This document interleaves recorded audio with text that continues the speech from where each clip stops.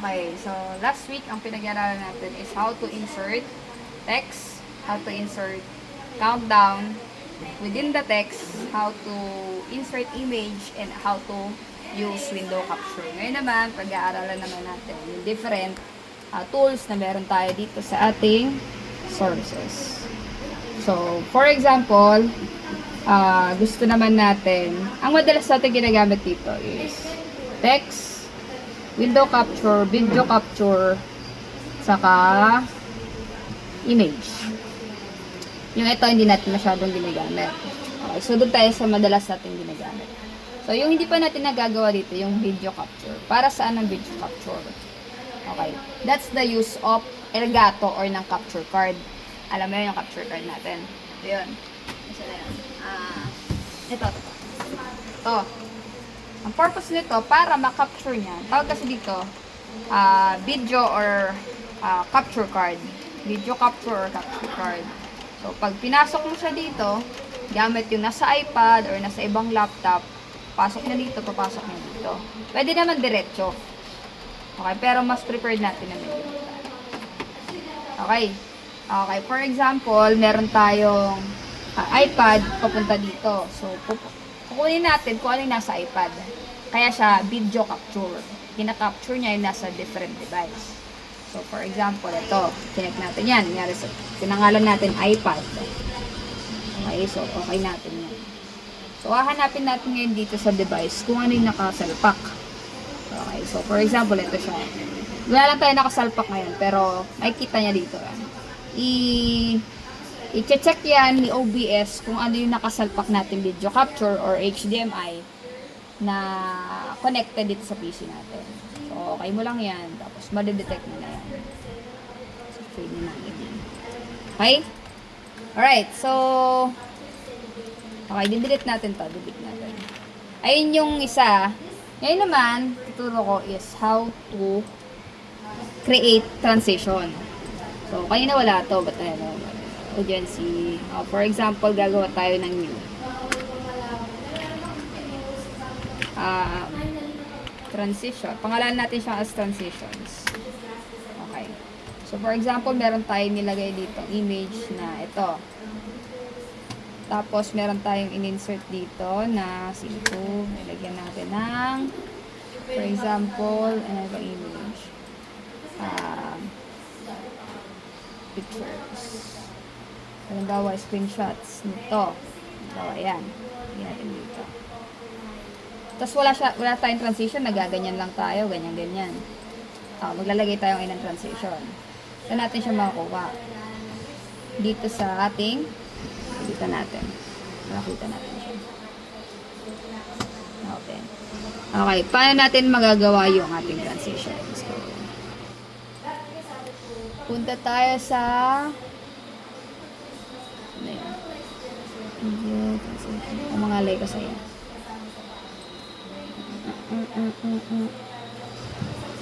Ito lang. Hindi ko makita. Asan na yun?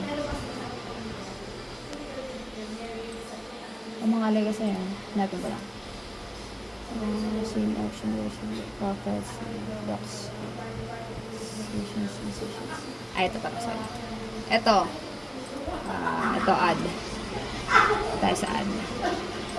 Add. Fade to black. Fade cut. So, pwede dyan. Pero meron pang isa. Hanapin natin siya.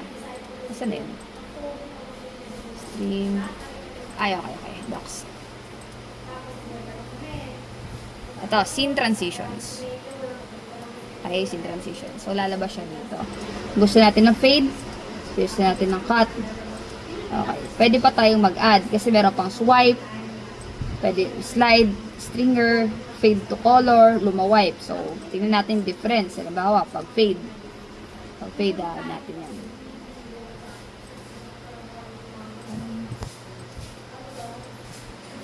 Add natin si fade. Ayan. So, nandito na siya. Fade natin. Ganun siya. So, pag nag-add naman tayo ng swipe, okay, swipe. Kaya mo lang yan. Swipe. Ito, add natin si swipe. Ayan. Tapos, next, kunyari, stringer naman. Add tayo, stringer. Ano lang siya, parang cut lang din. Luma white, fade to color. Try natin. Fade to color. Parang walang change. Pero, siguro depende sa kulay. Luma white. Okay, luma white. Try natin lang. Ayan. So, ayun lang. Ganun lang maggawa ng transition. Tapos ito, 300 ms, 300 milliseconds. So, kung gaano siya kabilis. Okay, so, pwede mo tasan, pwede mo yan babaan. Okay, so, ayun siya. Okay, so, next naman natin ituturo is how to set up naman the stream key. Okay, anong purpose naman ng stream key? Siyempre, para makapag-stream tayo sa different streaming platform, nga Facebook, Twitch, YouTube. Okay? So, nandito siya sa settings, or nandito siya sa file, settings. Okay? So, settings tayo. Makikita nyo siya dito sa stream. Ayan, kami usually nag-stream kami sa YouTube. So, for example, sa Facebook Live kayo. So, pupunta lang kayo doon sa Facebook page nyo. Facebook page.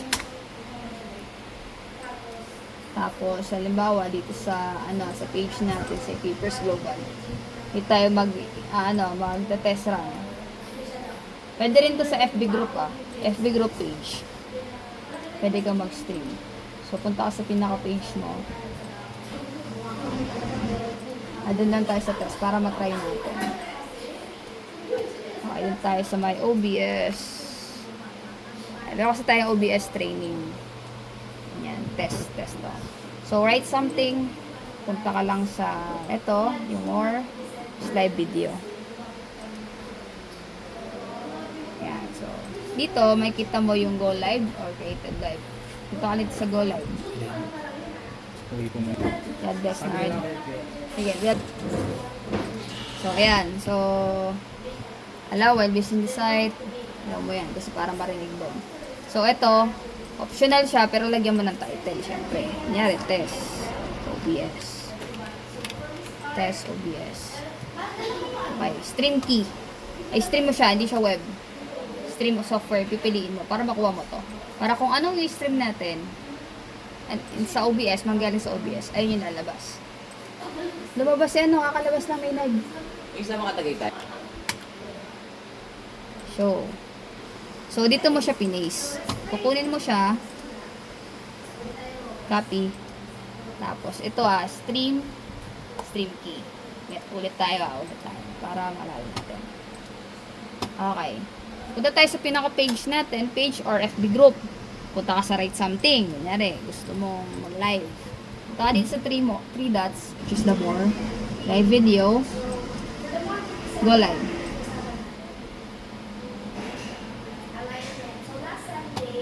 Tapos, stream software. Tapos, lagyan mo ng title. Kunyari, OBS. Test. Kukunin mo tong stream. Okay? Tapos, punta ka dito sa OBS. Punta ka sa stream.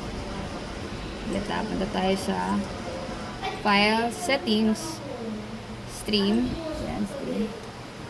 Tapos, Facebook, don't forget. Kasi sa Facebook mo siya live. So, ay dito may paste ngayon yung strip mo. Apply. Okay. So, next, start streaming. So, makikita mo yan dito. Mag-blue yan.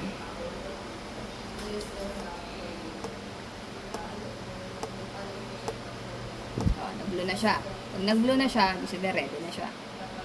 Okay, go live mo. Go live na siya. So, kung anong ilalabas mo dito, lalabas niya sa Facebook.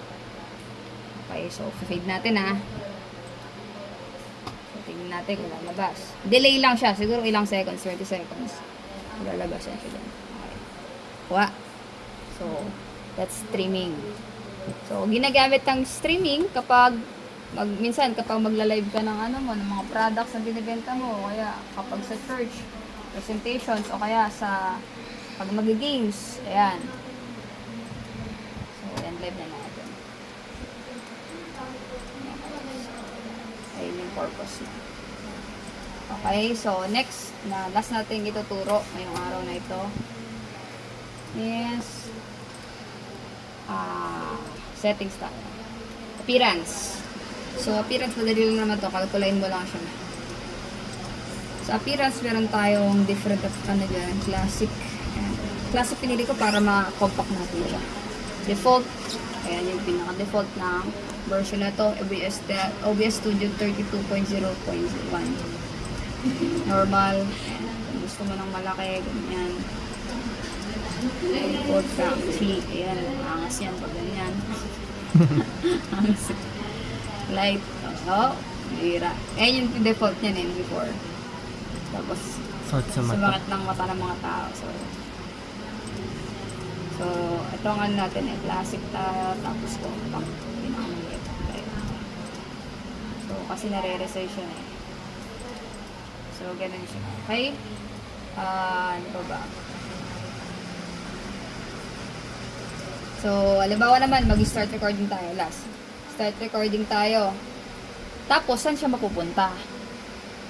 Okay, settings tayo. Settings, punta ka sa video, punta ka sa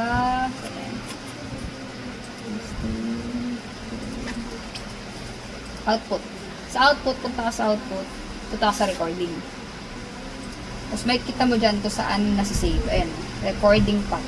So, nakasave siya sa Drive E, Recordings EKN. So, hanapin natin yun. Drive E. Ayun yung Drive E. Ayan, E. Recordings EKN. Okay? Pwede mo yung baguhin. Mag-browse ka lang. Tapos kung saan mong gusto mo yun. Desktop. Select folders. Okay. Pero hindi natin babaguhin ngayon. So, ayun siya. Ayun yung mga necessary na ginagamit sa OBS. So, ano naman tayo? Shortcut key. Para overall na. Shortcut key. Kung nyari maglalagay ka ng image dito. Lalagay image. Pwede kang maglagay ng ganyan. Or pwede, try natin ito. Okay. Drag ng ganyan. Tapos, kunyari, kokopyahin mo siya dito sa scene 2. Lagay mo dito. Copy, paste din. Copy. Ayun. Ito lang. Copy. Kaya natin dito. Paste reference or paste duplicate. Ayan. Okay, so next naman is pag gusto mo siya i-delete, click mo lang itong delete. Yes, so kaya ito, right click, remove. Ayan, kaya delete. Shortcut niya. Okay, gusto mo i-rename, F2. Kalagay naman yan dito, rename, F2. Tapos, kapag gusto mo naman i-crop to, gusto mo ito lang, itong part na to, anong gagamitin? Alt. Ayan, ano mo siya, i-hold mo siya. Tapos, ayan, magigreen yan. Okay? So, gusto mo naman siya i-move dito ng smooth. Gamit ka ng control para smooth siya. Ayan, smooth yan siya. Ano yan, i-default nyo siya kasi ganito rin yung ginagamit sa, sa Photoshop. Ganyan din yung shortcut. Ganyan. So, halimbawa naman, gusto mo siyang lakihan. Pero, ano siya, gusto mo na proportion pa rin siya. Pag sinabing proportion, pantay dito, pantay dito. Gamit ka ng shift. Pantay siya. Ano siya? Ay, hindi siya nag-ano. Ay, okay lang pala kasi di mo gamitan ng shift. Proportion pa din siya. Nagbago na yung shortcut. Ayun na. Huwag mo na gamitan ng shift. Okay, so, ganun siya. Ano ba?